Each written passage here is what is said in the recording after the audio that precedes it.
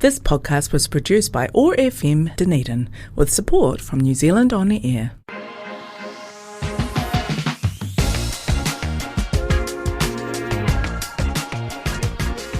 Jizzy.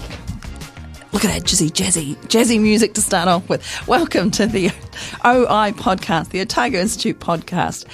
In-depth conversations with experts from the worlds of arts, sciences and mātauranga Māori. Brought to you by the Otago Institute, the Otago branch of the Royal Society for Arts and Sciences. So, kia ora, I'm Trudi. And I'm Dr Barb. And today we are so lucky to have in the studio Associate Professor Janice Lord. And we're in conversation about greenhouse gases and trees, plants in general, I guess. And yeah, we're going to carry on that way. Welcome, Janice. Kia ora Barb and Trudi. Kia ora koutou, everyone out there. Big shout out to everyone in the Botany department. All the past and present students, which I'm sure are all tuning in to hear the wisdom from Janice today. Janice holds a Bachelor of Science Honours and a PhD, both from the University of Canterbury. And following that, she did a postdoc in the Macquarie University of Sydney, and before returning to New Zealand to the Botany department, which is where I first met Janice, here at the University of Otago in good old Dunedin, and she just loved it so much that she's just stayed on. So, are you a Cantabrian originally, or? I was born in Christchurch, but my mother's family came from Otago, so I've returned that's right. home. We'll let So you it's okay. Let you away When with I was it. looking at moving back from Australia to New Zealand, I thought, Dunedin? Yeah. I'd take a job in Dunedin. Yeah. Because the university's better, really. Absolutely. Yeah. in my opinion. in our opinion, in our very biased Yes, dear listeners, I have been told that I should say, in my opinion, more often. So here we go. Just take it for granted. Just take it for granted that most of what I say is in my opinion. Well, I don't know. Anyway, today we have an interesting talk, because what happened last week is the New Zealand Second Emissions Reduction Plan consultation opened. So I thought we could just start with the heavy stuff. I don't know. Well, we could start with the easy stuff and lead up to it. So how did you first become interested in plants, Janice?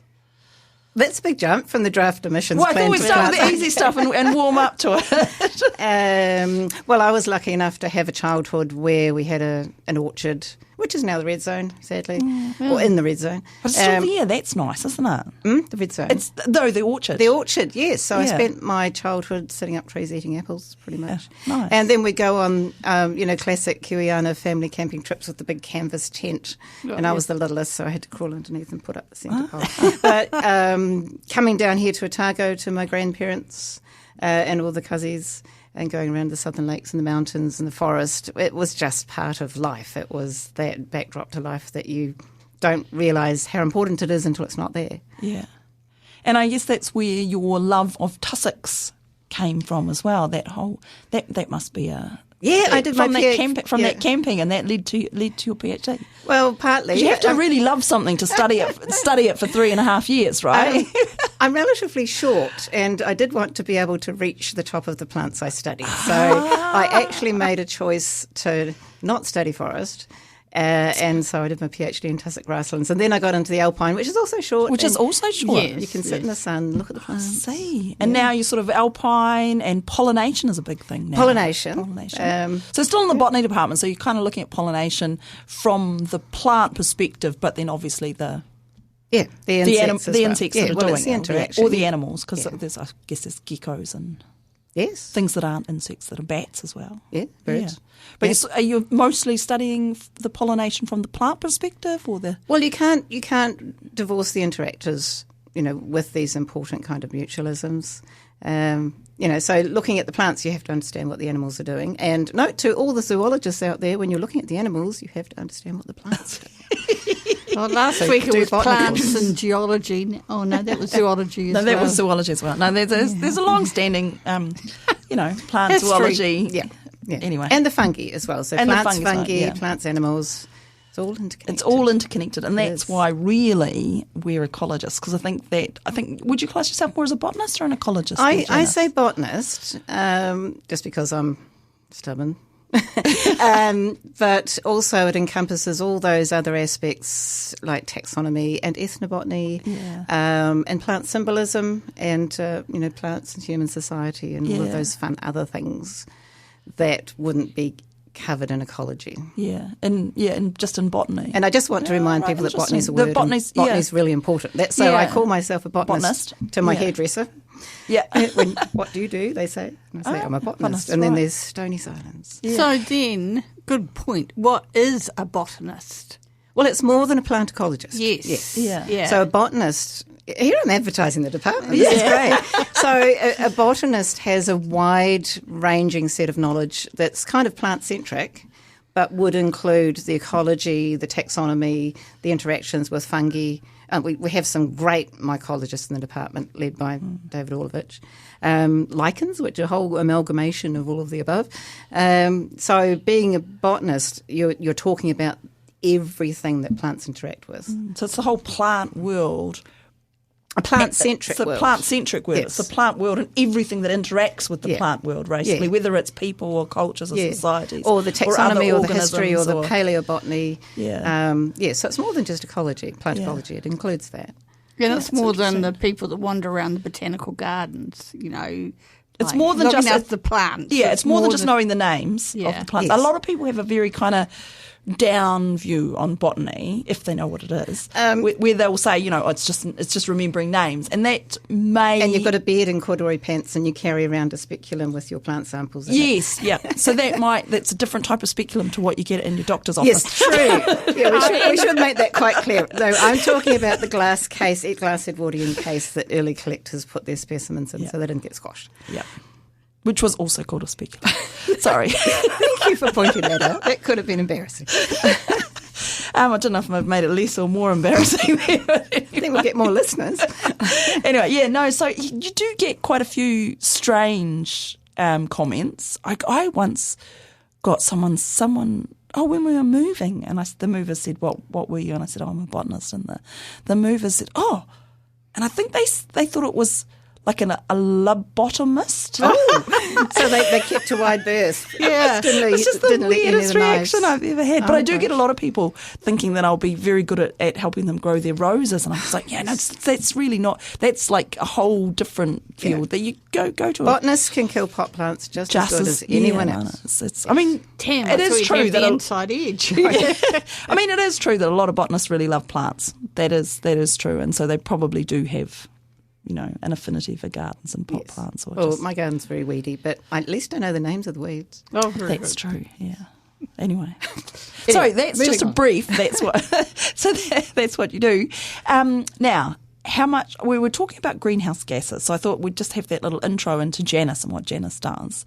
And of course, there's this big kind of thing that goes along with, climate change and greenhouse gases. And one of the very simplistic things that people will often say is just plant trees.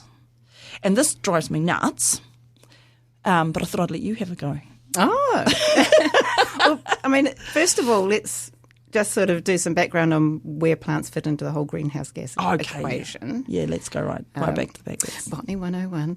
Photosynthesis. Yeah. So in the process of photosynthesis, plants capture carbon dioxide and convert it into carbohydrates, which are the carbon that gets built into the plant bodies. Yeah. So all the green stuff you're eating, basically, is... Well, all the green stuff. 50% of a tree's carbon. Yeah.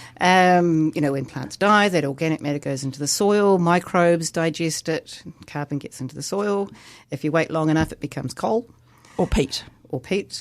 And oil shale. Yeah. Then we burn it, so the heat's releasing the carbon back to the atmosphere. So that's the cycle that the carbon that we're releasing in fossil fuels actually came from plants, 300 odd, 400 odd million years ago. I have to remember my geological timetable. Sorry to the person who was interviewed last time.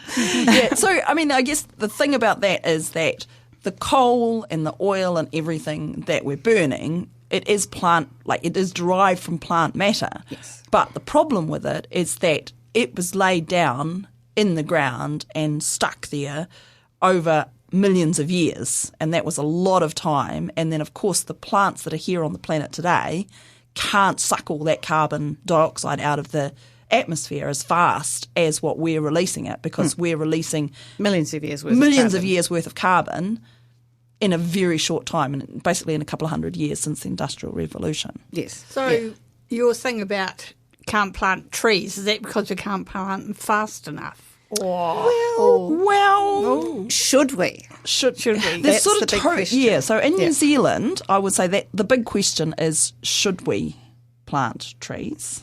I like trees, but yeah. So do I. So do I. Yeah. But thank you.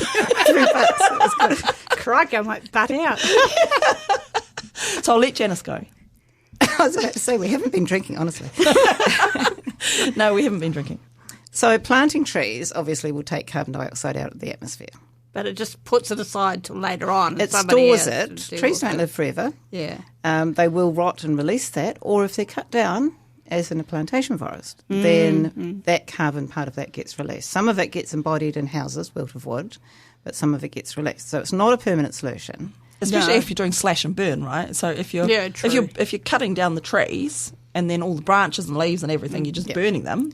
All of that's just straight up going into there. So you can think of, like, for instance, just a normal pine plantation with a 30-year cycle. You could think of that as a wheat field, just the crop pine is 30 years rather than 1 year. And that's one of the problems with plantation forests, particularly as a way of offsetting emissions, is that the first time you plant a new forest, you are capturing more carbon than what was perhaps there as pasture. But then you do your rotations, you're not adding any more carbon. In fact, the averaging accounting system in the emissions trading scheme only gives you 17 years' worth of carbon credits. After that, no more. But you have to keep planting. So that land is permanently in forest, but it's not sequestering any more carbon than it did in the first 17 years. And it's probably actually degrading the soil, and most of the carbon is in the soil, and that's not just my opinion, that is true. Most carbon is sequestered in the soil, not in the forest. Because even an old growth forest, which has a lot more carbon in it than a pine plantation, most of the forest above ground is actually just air. It does depend where you are, though, Kate. It does depend a little bit where you are. But in cold climates like Dunedin, particularly today, yes, cold climates accumulate carbon in the soil because the microbial activity doesn't break it down very fast. So there's more carbon in the soil of a cold climate forest than there is above ground. But if you go to the tropics, and this is one of the problems with tropical deforestation for agriculture, there's so much microbial and fungal degradation in the soil that there's more carbon above ground than below ground. So they cut the trees down thinking this must be so fertile because there's big trees. And in fact, there's very little fertility in the soil. Because you've taken it away. You've taken it away. It's really very hard. tight nutrient cycling. Yeah. So the above, below ground it's all about temperature and Yeah. moisture Yeah. coming into everything. Yeah. But what we really fail to take account of a lot of the time is the carbon that's in the soil, which is really important. Not that the above ground stuff isn't important, but the stuff that's in the soil is really important. And it's really hard to get it back again. That's the trick. And I think anyone who's a gardener will just get rid of it, of course, because the first thing you do about gardening, if you're gardening for vegetables and stuff, is you're trying to put compost. Compost is organic carbon. matter. You're trying to put organic matter into your garden so that it grows things better. And so I think, and this is just opinion, I think that one thing that we could do is in our farming systems, just put compost back into the fields instead of using inorganic fertilisers. Yeah. If we were actually not not putting nitrogen that's draining down and killing all our rivers, if we were putting that back on the fields. So you mean spraying cow manure? No. I've worked with some regenerative farmers. Yeah. Shout out to Mark Anderson down in South Otago. No relation. No relation.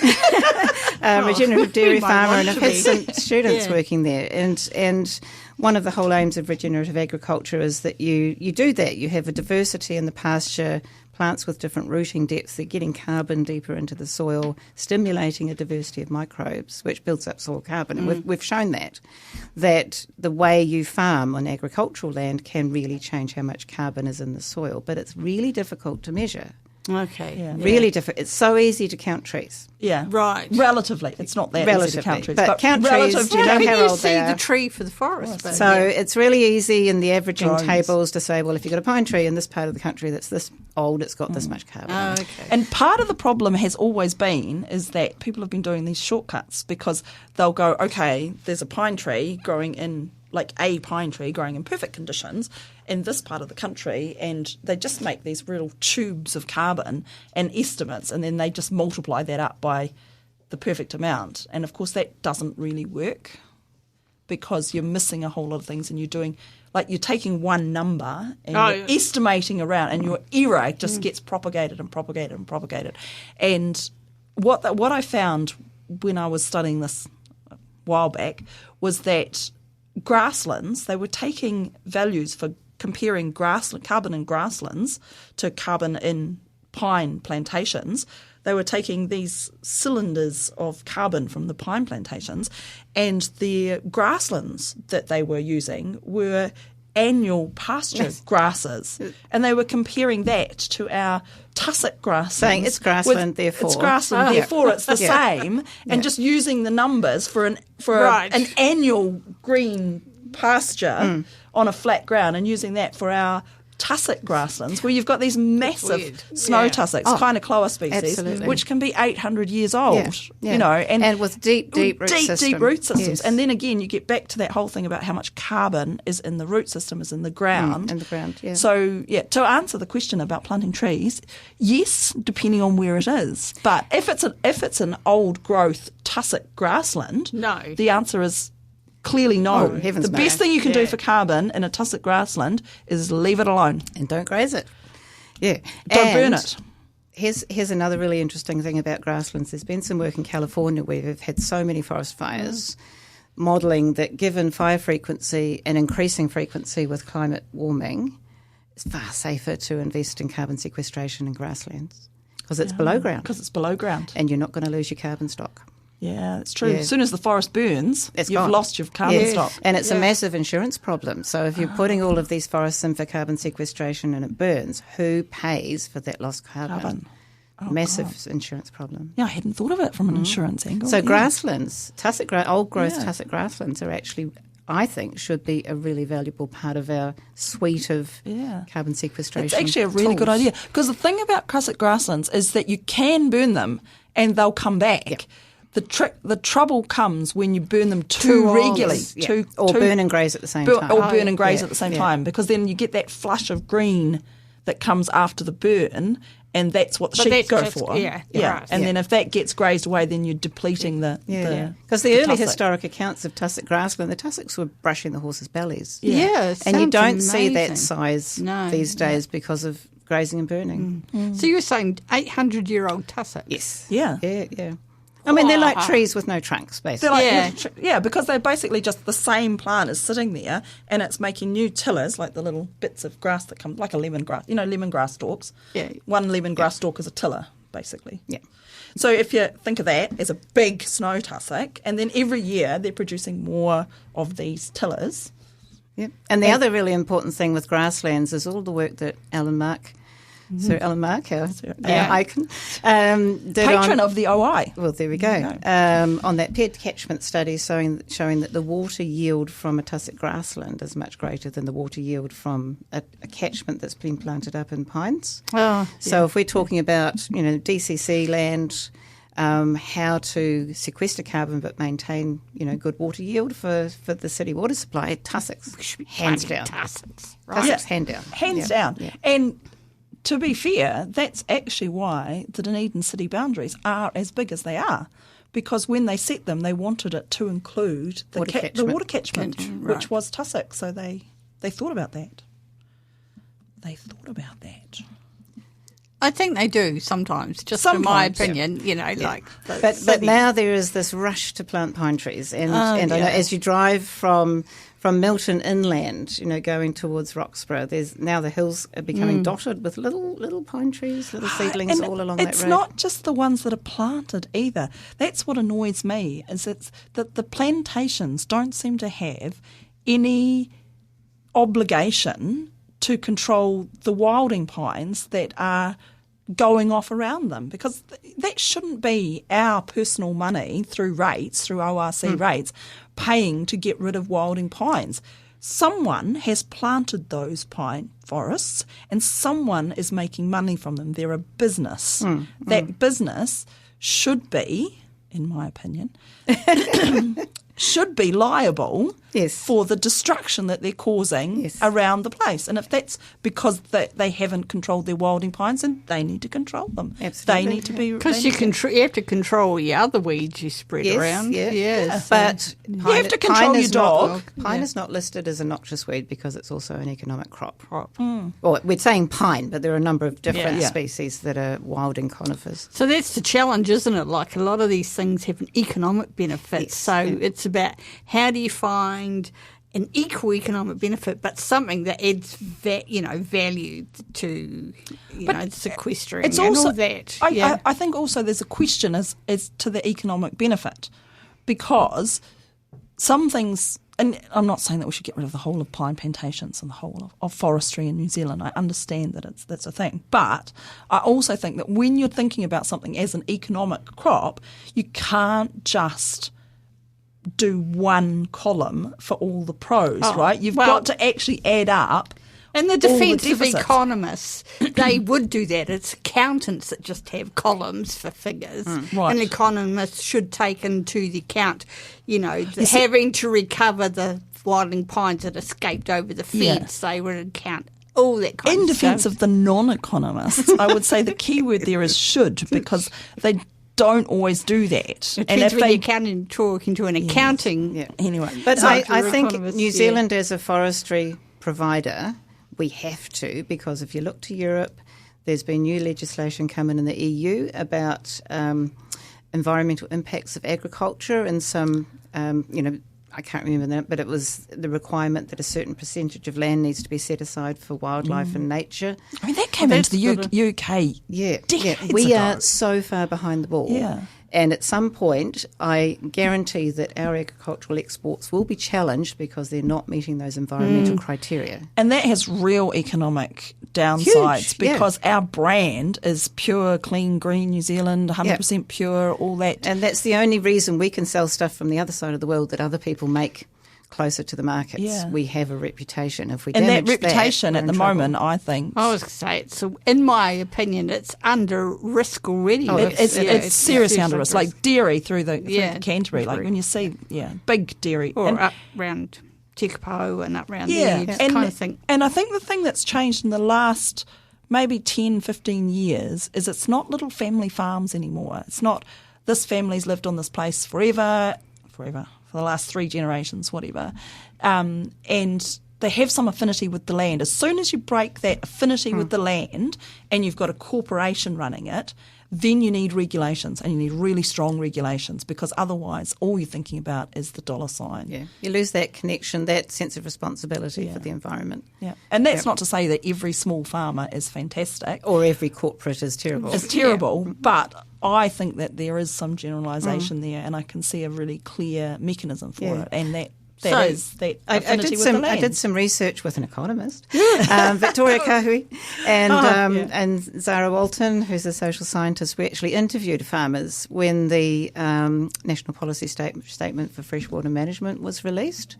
And we interviewed them about their attitudes to all of the regulations. And one of the comments that came up is they felt that the family farms, the intergenerational farms, were taking a different approach, an approach that was actually more beneficial for the environment than these corporate farms that didn't have that connection to land, but that wasn't being recognised.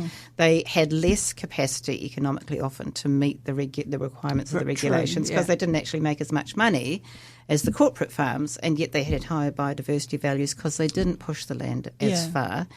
I was just up in Canterbury on High Peak Station. Hopefully they're listening. Beautiful place with wonderful biodiversity, smallish shrubs. Kowhai Forest. Nice. Silver Beach Forest, gorgeous. They've been approached multiple times by forestry companies because it would be a good place to grow trees, conifers. kind of, yeah. And they're saying no, but economically, if you just look at the economics, they're actually doing themselves a disservice. But they are taking one for the team, the community, to speak. And I think that's by protecting a the form of environment. market failure there. Like we're not protecting. We're not protecting those. that. We are not valuing biodiversity. Yes. Yeah. Exactly. Yeah. And so we could talk about biodiversity credits as well, but that's a whole nother interview. Well, probably. it is a whole nother interview, and we can talk about that, and you can come in and interview me for that one, Janice. Okay. Bring that one in. You and Trudi can sit there, and I'll sit on the other side of the table. I think we might need another bucket and a mop for that one. I don't understand this. What is this bucket and mop? Are you Cleaning gonna up cry? the mess. Cleaning up the mess. Oh, I see. When they come to loggerheads over issues. I see. She keeps talking about this bucket that she needs. Anyway. That's the oops background. Yeah. Anyway, so, I mean, my takeaway point would be that you can't really do, I would say, prioritisation of land use for climate change without simultaneously doing it for biodiversity. Absolutely. You cannot in isolation. You can't do it in isolation. One thing that I keep thinking to myself, and I got quite rabid and rangy when the draft emissions plan came out, I must admit, is why should we throw the environment under the bus now because there's urgency, but the governments of 20 years ago didn't do anything. Yeah. So I will not tolerate the environment being sacrificed for the sake of meeting targets that we would have had a better chance of meeting had we started earlier. Yeah. Because again, that's just the environment and the people subsidising businesses. Yes. Subsidising governments who haven't acted. Yes, and our industries still have an allowance under the emissions trading scheme that they don't have to pay for their emissions to a certain extent. But who's speaking for the environment? That's the big question. Well, And how do we speak for the environment then? interesting. The Whanganui River has legal personhood it does now. too, yeah. Is that a way that we need to tackle these issues? Who speaks up for the environment? Yeah. And it's usually underfunded activists who get underfunded activists, or I guess the Otago Conservation Board, the conservation boards across it, but they have, in my opinion, quite limited ability to say things because they are appointed by the minister, Yes. And the they minister, can be ignored. and they can be ignored. Yeah, Yes, yeah. and that's the same with the fast track bill that's going through. There's an expert panel there, which is great. Okay, so we've got an expert panel, but at the end of the day, the three, as it's written now, it's under review. So when it comes out of review and there is another chance for consultation, please submit on it. Yes. So that's again, there's the evidence, the expert panel who looks through all the evidence on whatever is wanting to be fast tracked for an economic value in the conservation estate, and then it goes to three ministers, and the ministers just get total power. None of whom are the Minister of Conservation. Yeah. So sometimes some things the Minister of Conservation is asked. That is not going to be one of those It's three. not going to be one of No. those three. Yeah. No. Which I think was quite telling. How are we possibly? Neither is the Minister for the Environment, if I'm correct. But in any case, like just because someone's the minister of something doesn't mean that they've got a research background and training at that. It means that they are the minister of that. You can pop in from a political point here, Trudi, but it's true. Like you've been appointed the minister, and whoever's the minister of whatever today, tomorrow the Prime Minister could change their mind. It could be somebody else. But the Minister then has this whole body of other people that they need to be referring to get ministry. advice. The ministry, yes, But of the experts. They don't have to. Yeah. They can. They have that department there, that ministry, that can supply them with advice, can give them research, or should maybe, even is legally bound to give them advice. But what the minister does in the final equation is entirely up to the minister. And the only person who has control over that, in theory, is the Prime Minister, right? Because they can... I think Trudi wants to jump in. Yeah. Go on, Trudi. Except, like if the ministry gives them a directive and they decide to ignore it, they have to sign saying that, yes, we've received this advice and we've chosen to go in a different direction. So there are some So there's and some balances. Well, Checks it's and a balances. check or balance. It's just really saying, okay, I accept that this is my responsibility, and I'm going against But they'll advice. still make the decision because against advice. they are driven by political outcomes. Yeah. They are driven. It's by the political vote. We never talk much Well, one about hopes- the economics of a political vote. Yeah. And I think you see it with some different types of governments more than others. Just how I don't know how expensive that vote will be on society. And if you think about, we were talking about this, like they've just set the board for the health system and put in a commissioner because it's costing us so much. And then someone at the tea room said, so why don't we just give our tax cuts back? But that's what they campaigned on, and that's that would be their credibility out the window. But then I could say, in my humble opinion, some people really don't care. Yeah, that. Yeah. And I think that's the thing, is as Yeah. people, we have to make sure that our politicians care about what we care about, and that they know that we care about what we care about. There's something will happen if they don't listen to what we care about. It's what's just happened in the UK and two elections there. People in New Zealand, there is kind of a bit of a doom and gloom about some things in politics around the world at the moment, and not just in New Zealand, but also in New Zealand.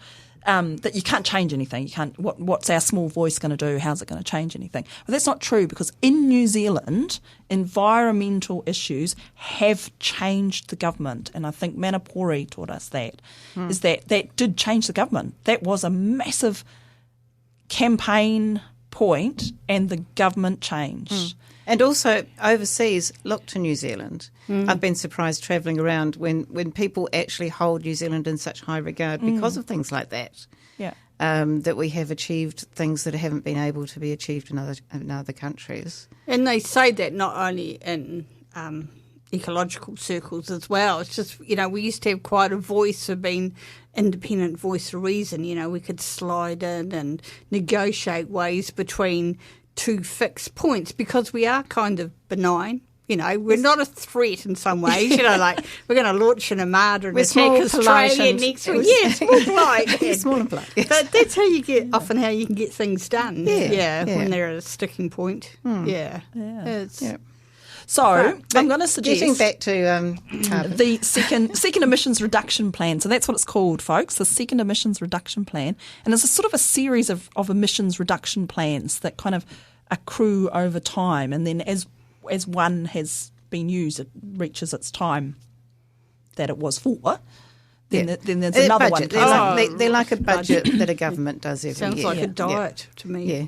But the important thing is that this overall strategy was set out in the Climate Change Act, the Parliamentary Act, that was signed by all parties. And then these emissions budgets were designed to get us to the end point where we meet our international obligations to reduce our emissions according to the Paris Accord. That was signed by John Key. It was the national government. I should make that point. And one of the problems with the second one is it shows that we're off track. And given the policies in the second one, we're going to stay off track. Yeah. This is the problem. So we're pushing more need for more urgent change to the third emissions reduction And the trouble plan. with doing that always is, of course, is that the longer you put it off, the more expensive it becomes. Or the more sudden the change will have to be. You can't delay stuff. Or It'll you just get to a be point where you just fundamental. physically can't do it. And it's like paying your mortgage, right? If you pay your mortgage, like when you get a mortgage, you work out how much you have to pay over X amount of time. And you can pay more sooner, and then overall it costs you less, right? So if you get, a big inheritance or your job gets better or something and you're able to pay your mortgage off sooner, yay, great. But if you have to keep pushing it out and you're just paying the interest, you're not paying any of the capital off, actually it takes you longer and longer and longer It is to pay not a your good mortgage position off. to be in. No, Because eventually if you just still can't have that pay, you get to a big point debt. where the interest is too much because the capital's there and there's just interest is just accruing. You get to a point where actually the bank forecloses. And what happens in a planetary sense when the bank forecloses? Because we've been pushing our carbon targets out and out and out. And that's. Yeah, we're selling our own nest. We're making the future of the next generation even worse.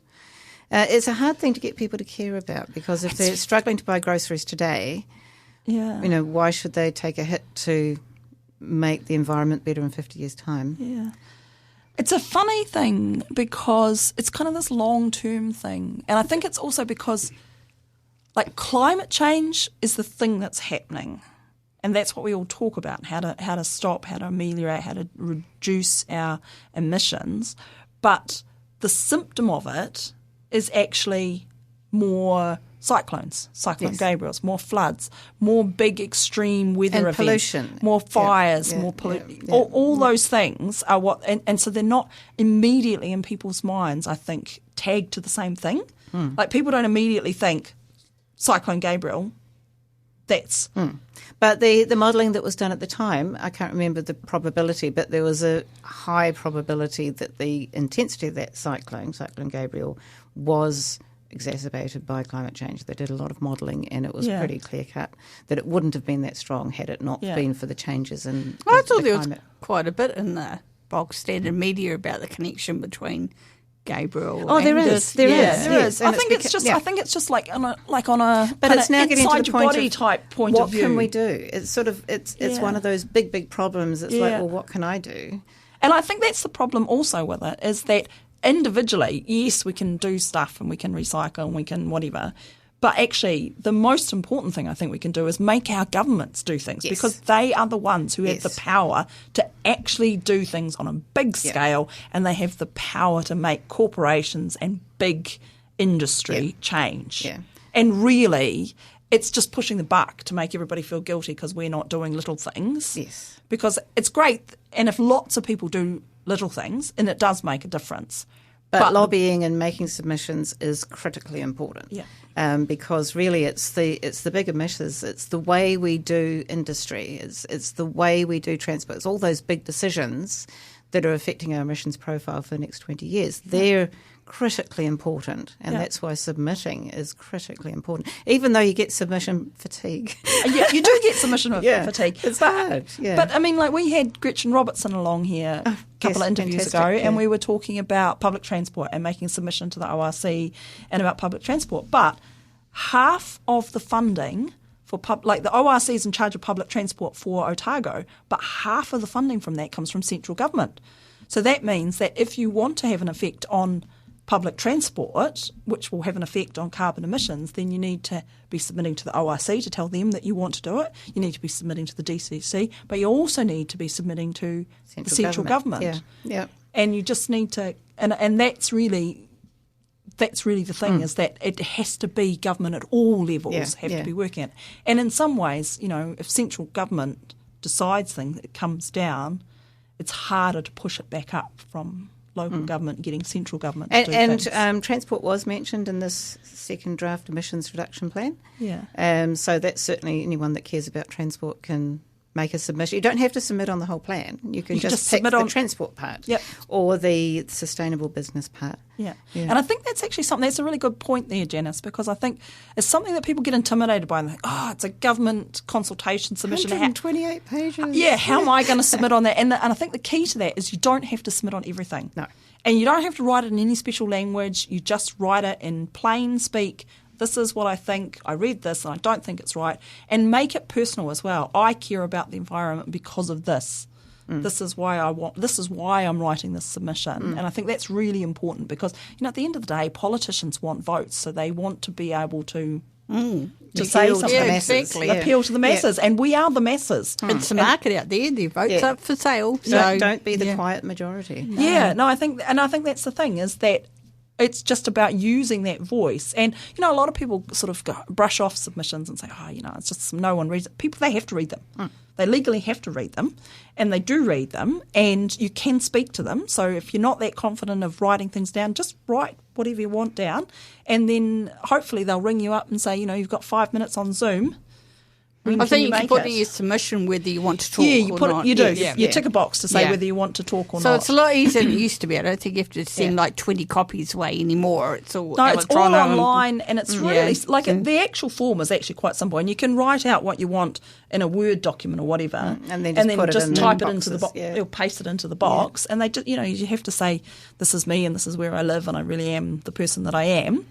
But you don't have to supply an ID or anything. You just have to say I am the person that I am, and this is where I live, and this is my opinion on this. And as Janice said, you don't have to comment on everything. No, just pick the things that you're passionate about. Then truly believe them. Or the thing that you've had time to read up about, or the thing that you know about. Yeah. But, Well, I'm going to put a plug in for the bit that annoys me the most. go on. go. What's the bit that annoys you the most, two Janice? bits. Talking about carbon forests with exotic conifers for a start, but there was a comment about forestry on Crown land. And I think that is a very dangerous idea. When you think about what is Crown land, okay, there's national parks and reserves. Hopefully they won't go planting Hopefully there. they're not going there.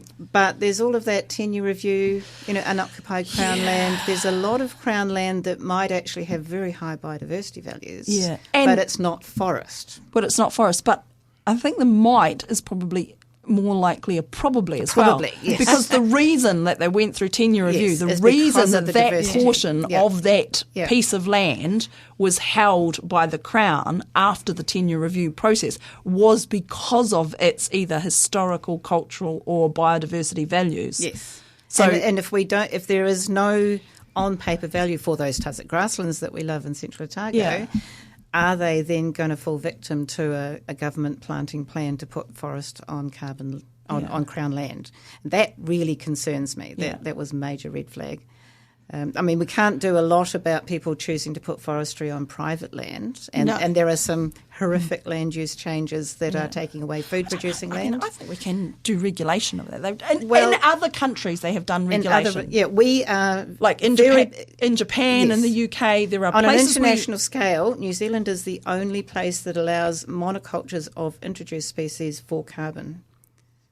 which is crazy, really, when you It's just think crazy. about it. And we are setting up a problem for in 50 years' time. Yeah.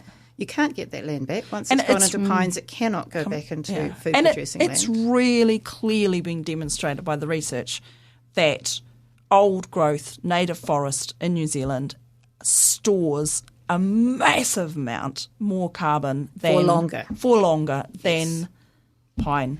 And in the carbon accounting system, even if you didn't cut the trees down, once pine gets to maturity, and it's a fast-growing species, it gets to maturity quite quickly, you cannot claim any more carbon from it. And if you cut those trees down, you have to pay it back. So we're going to end up with a landscape of 50-year-old pine trees that are starting to fall over, that are no use to anyone else. And are a fire risk. And a fire risk. And have no But value. if you cut them down to try and do something else, you have to pay back the carbon. which nobody's going to want to do. because And there's it's- talk about transitioning to natives, but there's a whole pile of fish hooks in that as well. It is possible, as long as you've got a seed source and you haven't already killed it or sprayed it or destroyed it, as long as the climate is suitable. Yeah. And Central Otago or North Otago, like there was a article in the ODT a few weeks ago about a carbon forestry company spraying out native vegetation to plant pine. It's just by horrendous. accident. By accident. Yeah. And it's one of those things that You're ruining the seed source. It will never transition to native if Yeah. you take away the seed source. Yeah, it's one of those things as well that it's one-sided. Like once it's done, it's gone. You can't undo it, and that's a big threshold type event. And It has multi-generational consequences for the whole country, and the cost is going to be borne by the whole country, and yet the profit is going to a very small number of people.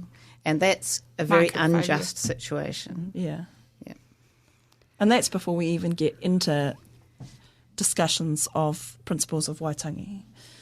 Yes, yes. Yeah, I mean that's just from the kind of that's a whole bigger discussion. Oh, absolutely. Yes, yes, and absolutely. So what do we mean by Crown land? Surely Crown land should be tangata whenua, mana whenua land. yeah. I mean, I don't know.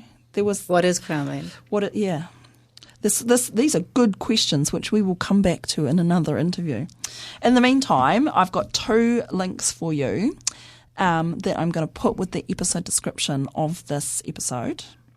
And you can get this episode from everywhere, as usual, from Spotify, Apple Podcasts, anywhere you get your podcasts from. Or, of course, you can listen to it here at 2 p.m. on Friday at the Otago Access Radio, 105.4 FM. Oh, I always get that wrong, but this time I got it right. So consultation is open till August the 21st of this year, 2024. So you have got almost a month. Yes, just under a month to read that document. It is in plain speak. It's not like a research document. It's delivered by the ministry as a consultation document. So it's there. There is also an explainer, which is really useful on the spin-off, and I've put that link there as well. So it's kind of like, this is our take on what the explainer is. We also have the Otago Institute for Arts and Sciences Facebook page, so you can put questions in there. So you can put questions, you can put queries, you can put conversation in there, and Janice and I and Trudi will also pop in just to keep us honest. And so if you've got questions, feel free to have questions on there, and let us see where we can go with this. You said you had a second point there, Janice. I've forgotten it. I was listening so carefully. What was the second point? I can't remember. I can't remember. Two things that really upset you in this. You said two things that really upset me. One was that... Oh, the two. So, again, still concentrating on exotic trees. Yeah. And the second one was crown land. Oh, and the reason why right. it's exotic trees is because they grow, and they're economic to plant because they grow fast, but planting fast-growing trees is going to swamp the market with carbon credits, which makes it cheaper to emit. Yeah. So the whole purpose of this exercise, Kyoto and the Paris Accord was all about reducing emissions. Yeah. We should not just be planting trees and carrying on with business as usual. The whole point is to try and incentivise people to reduce emissions. Too many trees swamps the market with carbon credits. And it's the wrong it takes type away of trees. And it's the wrong type of trees. Yep. Slow-growing natives actually make the carbon worth more because it's going to be earned slower. Yeah. And therefore... And they last longer because they live longer. They live, and it stores it for hundreds of years. Yeah. Yeah. And we end up with a lovely forest. Yeah. And it's great for biodiversity. So it's a win-win situation. That's what we want here, rather than these artificial kind of... Well, it's a quick fix. It's a quick actually fix. At the cost of the environment. And I think people know that as well. Like, whenever there's something that seems too good to be true, that's a quick fix. It is because it is too good to be true. It's a quick fix. We can't plant our way out of this. Well, we've got to plant the right things. Yes. Yeah. But we have to reduce. We also have emissions. to reduce as emissions. well. Yeah. Yes. So part of the problem with the climate change and the emissions now is that, originally New Zealand was mostly like 98% or something covered in forest. And with the first human arrival, the Polynesians, about a third of that went. And then with the European arrival, another third of that's gone. So now we've got sort of 27% of the country is forested, and that's a huge amount of carbon that's been released from New Zealand. So you can think, New Zealand's a little place at the end of the world, but also we are a little place with a big voice, and we are a little place that we also need to look after our back garden before we can be telling other people what to do. Yeah. And I think I've been listening to all the podcasts, the Juggernaut podcast because it's 40 years since we had the 1984 fourth Labour government and the nuclear-free Oxford Debate. The debate. Uranium on your voice. I think is it's morphed into I can smell the carbon on your breath. Yeah. But that's a really good example of how a small country just was heard. Yes. Yep. And I think that we still can take the world stage. And we showed that with the Christchurch call as well. Exactly. Yes.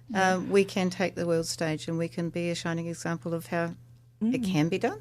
But if we choose to. If we choose to. And we have to choose to as a populace, and we have to do it. Yeah. So, that's us. Wow, quite a call to arms today, listeners. Yes. So, a little bit more than our usual kind of waffling on about things. So where would if one wanted to plant some proper trees, where do you source them from?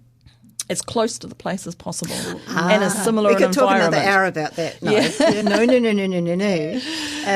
So Janice is we're getting real controversial here. Janice and I are going to go at it across the table. No. Eco-sourcing. No, eco-sourcing's been the gold standard, but the trouble is that there's the forests that are left or the vegetation that are left often are really fragmented, and if you just eco-source, you run the risk of really low genetic diversity, Right. which could result in poor survival, poor flowering. You want healthy plants, and you also want plants that are going to thrive in the future climate. So now we're encouraging people to do what's called climate-adjusted provenancing, or some sort of mix of. So you think, oh, well, here's my patch here. You know, we know it's going to get drier. So over there's some forest that's in a drier environment. Let's get some seeds from there, some seeds from my patch, mix them up. It's bringing in that genetic diversity that's building resilience. And the good thing about plants is they just love hybridizing. They just don't mind. Not even hybridizing, just like within population, they just love sending lots of seeds out there, and then They're highly promiscuous, Barb. I was going to say. highly promiscuous. That's where I was going with that. But they also the thing about plants is that they tend to have lots of seeds. Yes. And then some of them survive, rather than elephants that have a few babies and most of them. Where are you going? Well, no, I'm just thinking, when you're doing with animals, right, then you've just got like individuals. But plants, there's just seeds Throwing the everywhere. seeds out everywhere. And they throw the seeds everywhere. Yeah. And they tend to find there's so many of them. And the idea is that the evolutionary mechanism is that they put seeds everywhere. And some stick. And the ones that are growing are suitable for that place because they're growing there. Yeah. And so, but the other thing is, don't be too ambitious. Don't think this should be a matai forest. I'm going to plant matai in my paddock, because the matai would not like that. You've got to understand, starting from first principles and trying to go from a pasture situation to a shrubby situation. You're starting off with some pioneers and then bring your matai in, which like shade underneath. So we tend to try and run before we can walk. Right, yeah. Yeah. And those diversity. beautiful big podocarps are lovely, but they don't always like to grow in the middle of a paddock, basically. So if you've got a nice little lifestyle section or a couple of acres around the house and you want to plant it, then Janice is available. She's there at the Botany department. But there are some really good books out there. And there's also some excellent local native nurseries. Yeah. Shout out to Ribbonwood. Ribbonwood is fantastic. And the guys out there, and girls, I say guys in a totally gender-free way. Absolutely. They have really great expertise. Yes. So quite a few of them are graduates of the Botany department, and they have really good local expertise. So they know what grows, where it grows, how it will grow. And if you just go out there and say to them, look, this is my situation. I would like to plant some native trees that should be here in this place. What should I do? Yep. And they're great. And further south, Pokarau. Yeah. Excellent nursery. Yeah. Karatane. There's an excellent nursery up there, all good local natives. And just going back to what Jenny was saying, Jenny Yant, we had her on a couple of weeks ago. Scroll back for the podcast there. And what she was saying is what's really good for the pollinators is having things that are flowering all year round. So what you do is you don't just go out to your local nursery once. You go out every month or every week to buy something that's flowering. See what's flowering and take it home. Yeah. Because then that's the easiest. Oh, I thought, God, that's a really good excuse to go out to the nursery every week. Anyway, yes, so no, make friends with your local nursery. That's the best thing to do with it. Yeah. Absolutely. Yeah. I think, really good, solid advice there. And consultation, do the submissions. What else have we got for solid advice? We've got another minute here, Janice. What have we not asked you that we would love to have the chance to say? Wetlands. We could talk another hour about wetlands. We could talk an hour about wetlands. That was actually mentioned in the emissions plan, the idea of restoring peatlands. I had to laugh because they've also repealed the National Policy Statement on Freshwater Management, which protects wetland. So again, that's something else that you could talk about in your submission. But wetlands are a non-forest ecosystem that stores immense amounts of carbon. That's true. But they're still not protected as much as they need to be. And the trouble with wetlands is that in the past they've been the first port of call for draining them because they have so much carbon in them. They're flat and they're fertile. They're flat and they're fertile. So they are amazing for agricultural land. So if you look at the map of the UK and you look at the map of the carbon of the UK, it's just...